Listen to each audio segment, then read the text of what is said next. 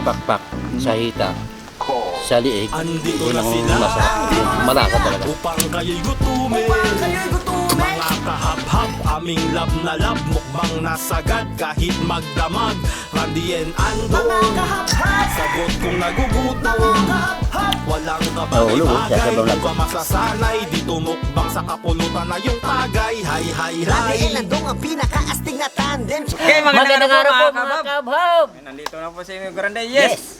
Alright. So ngayon dahil miss na miss namin kayo mga kabab, ipagluluto ko kayo ng pininyahang native na manok na may gatas. Ah, may gatas? Oh, lagyan natin ng gatas. Yan to. Yan. At ito yung ating manok. At pangpalasa natin yung patis. Meron din tayong panguna ko lang na asin. At ito yung ating mga ingredients. Umpisa tayo sa luya.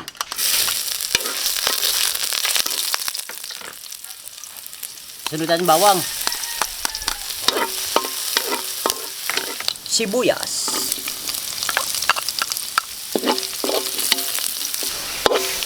Ayan na mga kabab, naigisa natin lahat yung bawang, luya at sibuyas. Isunod natin yung ating manok.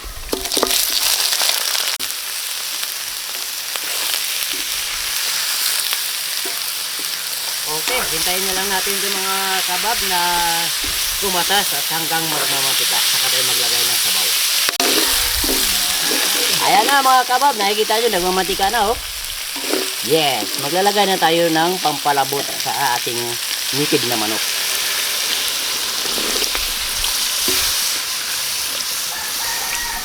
Pamintang durog.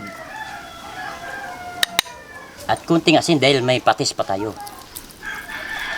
Okay, hayaan na natin ito kumulo hanggang lumambot mga kabab.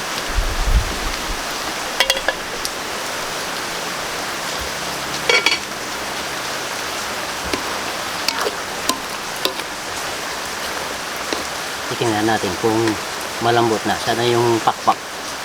Dahil sa pakpak, yung karamihan sa pakpak ang tinitingnan na ano eh. Kung malambot eh. Ayun. Pwedeng-pwede na. Maglalagay tayo ng pampalasa, patis. Dahil kunti lang asin kanina nilagay natin eh.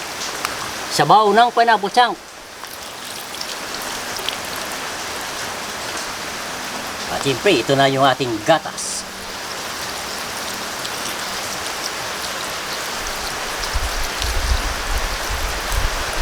Okay mga kabab, hintayin lang muna natin na kumulo bago natin ilagay yung ating pineapple chunk. Alright mga kabab, nag-reduce na yung ating sabaw. Lalagay na tayo ng pineapple chunk. Huwag natin ubusin mga kabab, itatoppings pa natin yung iba. Yun, ito lang itatoppings yung natira. Alright mga kabab, tamang-tama na yung kanyang sabaw. Haba-haba na. Pupunin na natin. Alright mga kabab, luto na yung ating pinaniyahang manok na native Ayun, na may gatas. may gatas. Oo. Ngayon ako nakakano ng may gatas ah. Pininyahan, may gatas. Oo. Yung iba nga, gata yung nilalagay dyan. Sa atin talagang gatas talaga. Ano nga ng ano. Oh, saglit lang, hindi pa tayo Ayaw nakadsaw. kung ano. Malata mo talaga mga kabab, gutom na si ano, si Migo Andong. Sabi. Hindi na talaga ako makapaghintay ni Grande. Sa amoy pa lang kasi mga kabab, nakakagutom na. Mambun pa. Okay, ayan na po mga kabab, dasalan muna natin yung ating pagkain.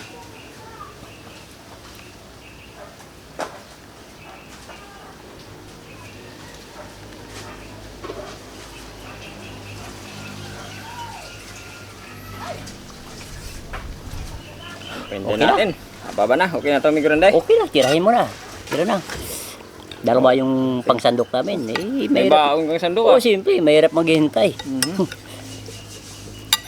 Para sabay. Yun.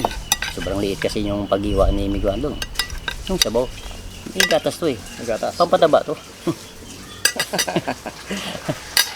Ayun. Yes, para sa inyo to mga kabab. Unang subo.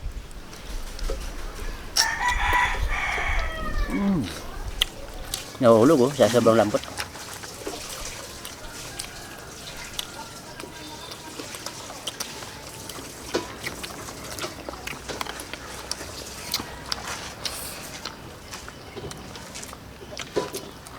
Ang sarap naman talaga eh. Pinagandaan talaga ni Migurande yung kanyang pagbabalik. Ay, simple. Ilang linggo ko na yan pinagandaan. Sabi ko, pag makabalik ako sa Randy at Andong, ipagluluto ko yung ating kabhab.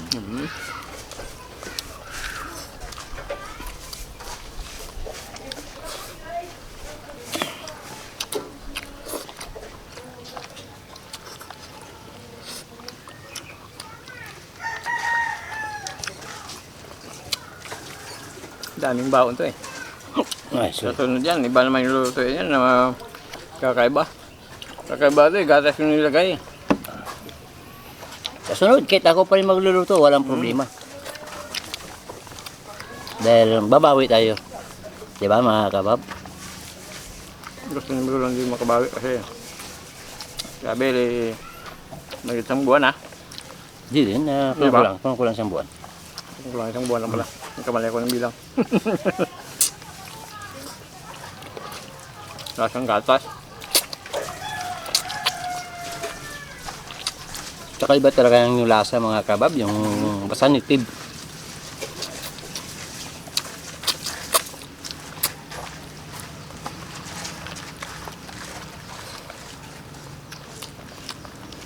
Pag native na talaga yung dating. Wala talaga, layo talaga sa ano, sa panglasa. Sa native saka sa 45 days, di ba?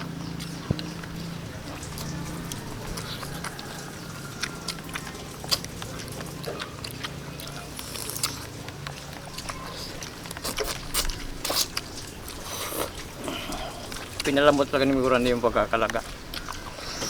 Siyempre, pag native, kailangan talagang medyo matagal-tagal sa pagpapalambot. Oh, pasensya mo na kayo mga kabab, medyo tumitiriti yung ulan. Ambon. Maambon.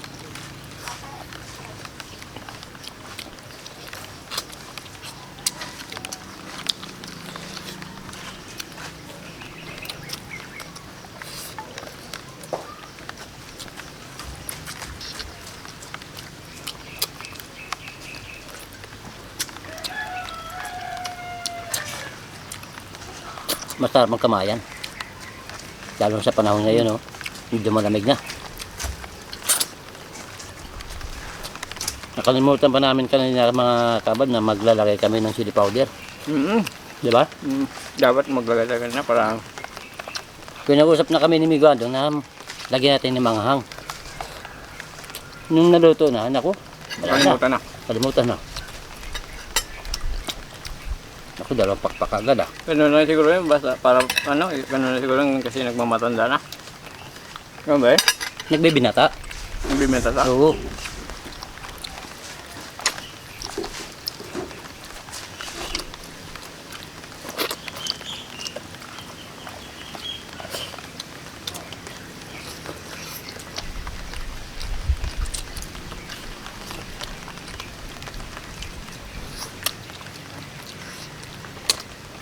Sa pakpak, sa hita, sa liig, doon ang masarap, yung malasa talaga.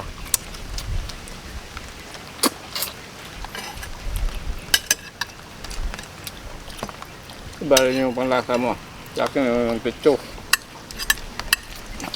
Di rin ako kumakain ng pitso.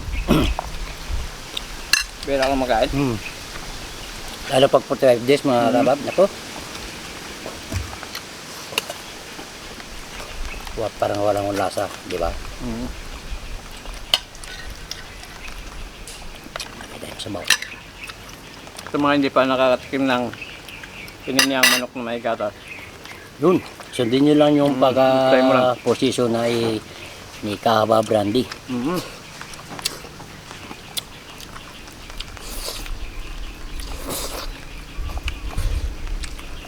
Nagulat na ako Migurande ah. Bakit? Sa luto mo. Hindi ka ba nasanay sa atin? Lahat naman tayo magaling magluto. Hindi nagulat ako sa ilang araw ko nang nawala. Tapos ito pa yung niluto mo. Siyempre magulat ka. Isip mo. Bakit nagata? Sabi ko nga, isa-surprise na ko si Migo Andong, tsaka yung mga kabab natin.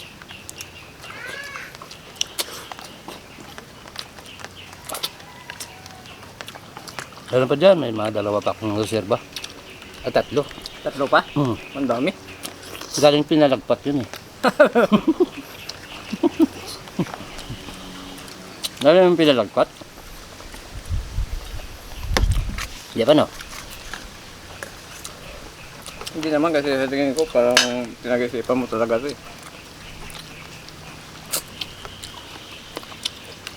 Yung mga ganitong lasa kasi.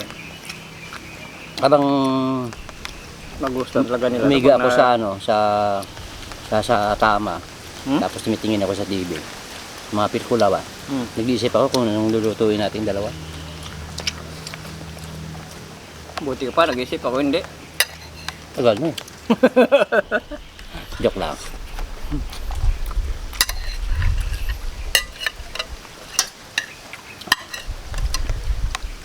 Matalon ka pa ha. Kumakain kami. May kumakain din sa ilalim. Daming lamok.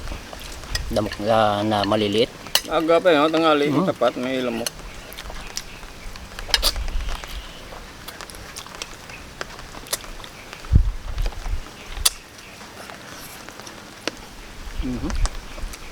Malgatok yung ano ah. Yung ulan. Yung panga. Yung panganang. Hmm.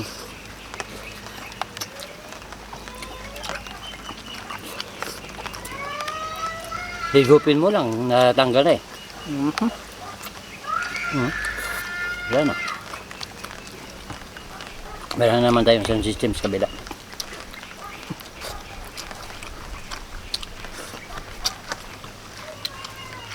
Always yan, every alas 12. Every tanghali. Buti na, hindi masyadong marinig. Biyaw ka lang.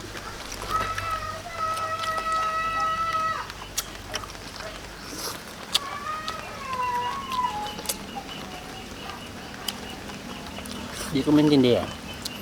Clark. Malapit na maubos. Parang hindi ko maintindihan na parang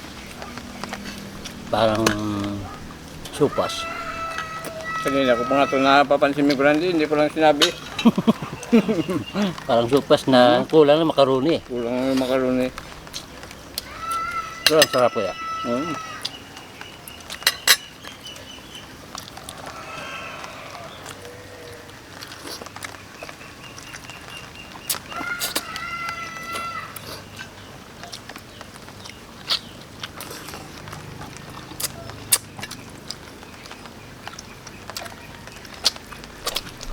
Sarap sipsipin.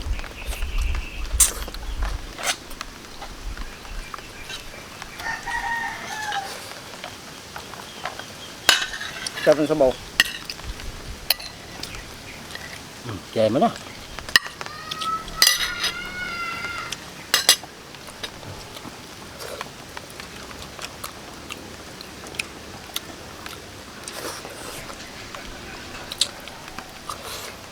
Dig.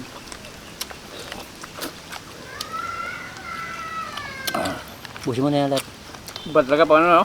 Pag bibira mo matikman yung mga ulam natin na niluluto. Kasi nakakasaba Yan, din yung ano, yung puro baboy. Saka panibago. Kaya ito, panibagong lasa na naman. Iba kasi ang panglasa, iba yung masarap. Di ba?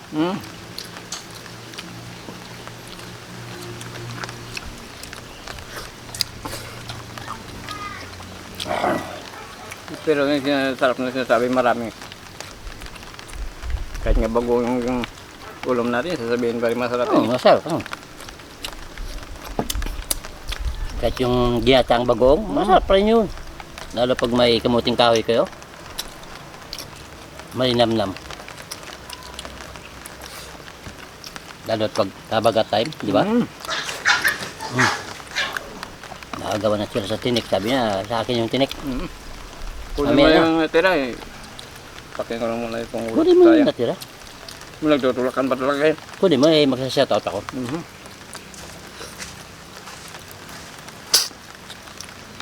Isa sa ganitong pagluluto mga kabab, tandaan nyo. Simot yung 1 kilot kalahati na isang buong manok. Lalo pag sumali pa dito si ano, yung sa gagutom, di ba? Kasi Yung si ano, Matet, naku, grabe kumain yun. Isang Marami. labador na kanin. Isang buong manok, kulang pa. kulang siyempre, isang iwang manok, isang tubo. Buti absent siya. Wah, kain ka lang.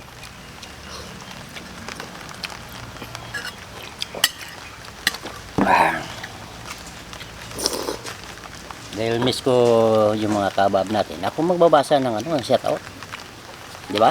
Ayan na mga kabab, team ko lang din na nagbabasa Oo. ng mga shoutout po natin. Ito po mga kabab, shoutout po sa inyo. Nora Amburgi, Stanley Duran, Jerix De La Rosa, Julio Doms, Dave Fehiran, John Paul Valiente, Linda Osio, Michael, ano to? Fab Cleania, Fab Cleania, Fab Cleania, Jaylene, Lorelei Padilla, Radel Castillo, at Jerome Pobilla. Ayun, shoutout po sa inyo lahat mga kabab, saka maraming salamat po sa mga subscriber, saka sa mga viewer po, kasi hindi pa po nakapag-subscribe sa Randy Nandong. Pag-subscribe po, pag-share rin po, pag may time po tayo. Sa Pag-pindot mga, din po saka sa mga bagong mga viewers natin na hindi pa nakasubscribe sa Randy Tandong, mag-subscribe na po at pindutin yung notification bell. para updated po tayo. Yes. Para lahat sa mga bago natin na mga videos, updated kayo mga kabab. Oh.